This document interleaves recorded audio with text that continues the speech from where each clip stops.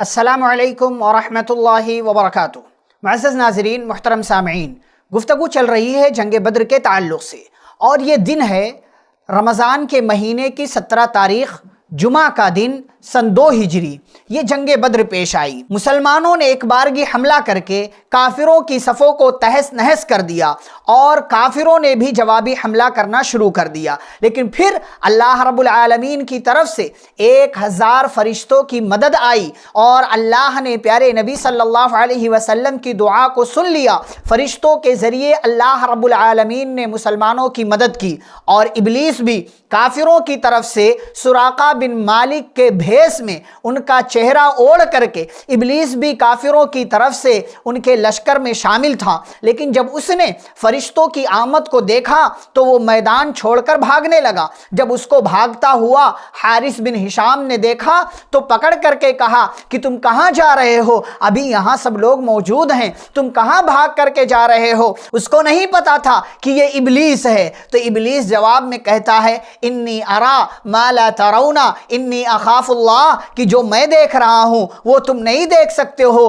میں اللہ سے ڈرتا ہوں اور اللہ سخت سزا دینے والا ہے۔ مسلمانوں کی جوابی کارروائی اور فرشتوں کی مدد کے بعد ابلیس نے میدان چھوڑ دیا، اور پھر مسلمانوں نے کافروں کی صفوں کو بکھیر کر رکھ دیا۔ ایسے حملے کیے کہ کافروں کی صفیں ٹوٹ کر کے رہ گئیں، اور بدلے میں ان کی ساری ہمت، ساری جواں مردی جواب دے گئی۔ لیکن ایسے ماحول میں بھی، ایسی صورتحال میں بھی ابو جہل اپنی اکڑ پر باقی رہا۔ تکبر اور غرور کے ساتھ اس نے اپنے لشکر کے درمیان یہ اعلان کیا کہ لوگوں، ہمیں گھبرانے کی ضرورت نہیں ہے، ہمیں عتبہ، شیبہ، ولید بن عتبہ کے قتل سے فرق نہیں پڑنا چاہیے۔ وہ روح پھونکتا رہا کہ کسی طریقے سے ہمارے ساتھی اس میدان میں باقی رہیں، لیکن پھر اللہ کا کرنا ایسا ہوا کہ ابو جہل کو بھی مار دیا گیا، قتل کر دیا گیا۔ حضرت عبد الرحمن بن عوف رضی اللہ تعالیٰ عنہ بیان کرتے ہیں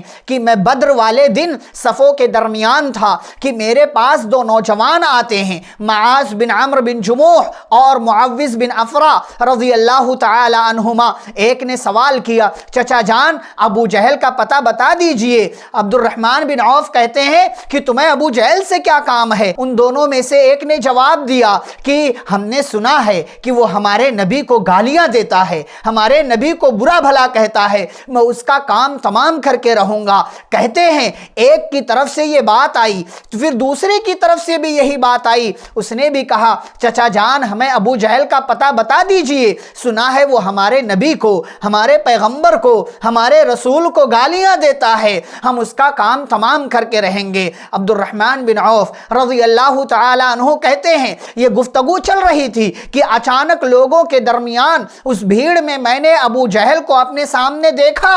میں نے ان دونوں نوجوانوں کو مخاطب کر کے کہا، یہ رہا تمہارا شکار، یہ رہا تمہارا ٹارگٹ، یہ ابو جہل ہے جو تمہارے نبی کو، ہمارے نبی کو گالیاں دیتا ہے۔ حضرت عبد الرحمن بن عوف رضی اللہ تعالی عنہ کے جواب کے بعد ان دونوں نوجوانوں نے فوراً وہاں پہنچنے کی کوشش کی، اور آنن فانن ابو جہل کا کام تمام کر کے رکھ دیا اور اپنے وار سے اس کو ختم کر دیا۔ حضرت عبد الرحمن بن عوف رضی اللہ تعالی عنہ کے اس ایک عمل سے، ان کی اس ایک مدد سے ابو جہل جیسے بڑے دشمن کا اللہ رب العالمین کی مدد سے کام تمام ہو گیا۔ اور پھر یہ خبر پیارے نبی صلی اللہ علیہ وسلم تک پہنچی۔ حضرت عبداللہ بن مسعود رضی اللہ تعالی عنہ ابو جہل کے پاس جب پہنچے، اس کی تھوڑی سانس چل رہی تھی، ابو جہل کا سر دبایا حضرت عبداللہ بن مسعود رضی اللہ تعالیٰ عنہ نے، اور مکمل طور سے اس کا کام تمام کر دیا۔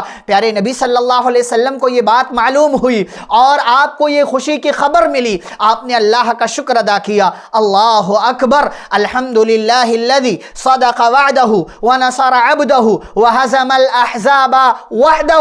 اللہ اکبر، اللہ سب سے بڑا ہے۔ تمام تعریف اس اللہ کے لیے جس نے اپنا وعدہ سچ کر دکھایا، جس نے اپنے بندے کی مدد کی اور جس نے اکیلے ہی اس پوری فوج کو ہرا کر کے شکست دے کر کے رکھ دیا، اللہ رب العالمین کا شکر ادا کیا پیارے رسول صلی اللہ علیہ وسلم نے۔ اور اس کے بعد کہا کہ چلو مجھے ابو جہل کی لاش دکھاؤ۔ یہ ابو جہل وہ ہے جس نے پیارے نبی صلی اللہ علیہ وسلم کو ستایا، پیارے نبی کو مارا، پیارے نبی کو گالیاں دی، پیارے نبی کے لیے طرح طرح کی سازشیں کی، پیارے نبی کے راستے میں روڑے اٹکاتا رہا، اور آج وہی ابو جہل قتل کر دیا گیا، ختم کر دیا گیا۔ پیارے نبی کو خوشی ہوئی، کہا چلو مجھے اس کی لاش دکھاؤ۔ پیارے نبی صلی اللہ علیہ وسلم کو اس مقام پر لے جایا گیا، آپ نے اس کی لاش دیکھی اور آپ نے کہا فرعون هذه الامہ، یہ ابو جہل اس امت کا فرعون ہے، اور اللہ رب العالمین نے اس کا کام تمام کر دیا، اور جنگ ختم ہوئی،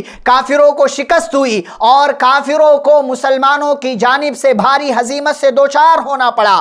اور کتنے لوگ قتل ہوئے؟ کافروں کی فوج سے 70 لوگوں کو مارا گیا، 70 کو قید کیا گیا، اور یہ 70 مارے جانے والوں میں سے اکثریت ان لوگوں کی تھی جو لیڈر تھے، جو بڑے تھے، جو اشراف قریش میں سے شمار ہوتے تھے، اور جو ہر اعتبار سے اس علاقے کے، مکہ کے علاقے کے ممتاز لوگوں میں سے تھے۔ یہ اللہ کا فضل تھا، اور مسلمانوں کی جانب سے 14 صحابہ شہید ہوئے، 6 مہاجرین میں سے اور 8 انصار میں سے۔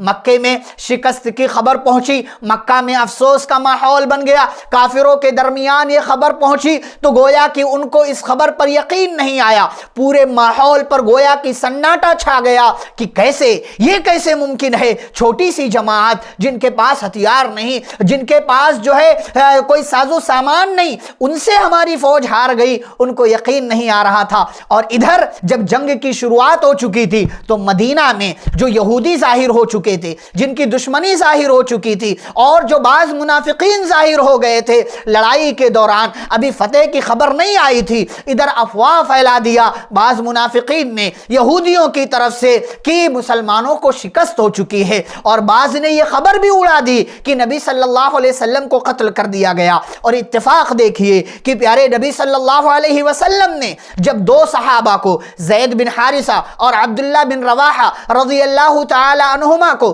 فتح کی خبر دے کر کے مدینے کی آبادی میں بھیجا کہ جاؤ مدینے والوں کے درمیان اس جیت کا اعلان کرو، تو حضرت زید بن حارثہ رضی اللہ تعالی عنہ نبی صلی اللہ علیہ وسلم کی قصوہ نامی اونٹنی پر سوار ہو کر کے آئے تھے۔ ایک منافق نے دیکھا کہ یہ تو نبی کی اونٹنی ہے، یہ تو محمد کی اونٹنی ہے صلی اللہ علیہ وسلم، تو وہ کہنے لگا کہ دیکھو صحیح میں، سچ میں نبی کو قتل کر دیا گیا ہے، تمہارے نبی کو قتل کر دیا گیا ہے۔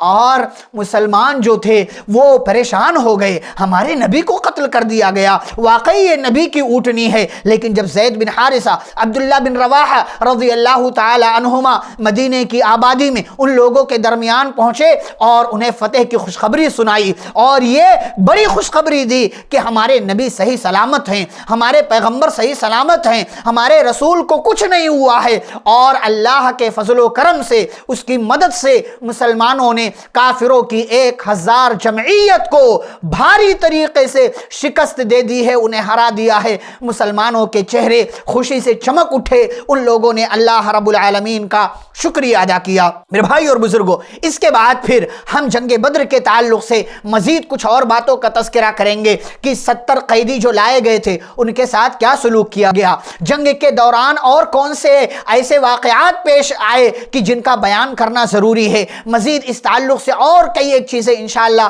ہم اگلی ملاقات میں آپ کے سامنے ذکر کریں گے۔ والسلام علیکم ورحمۃ اللہ وبرکاتہ۔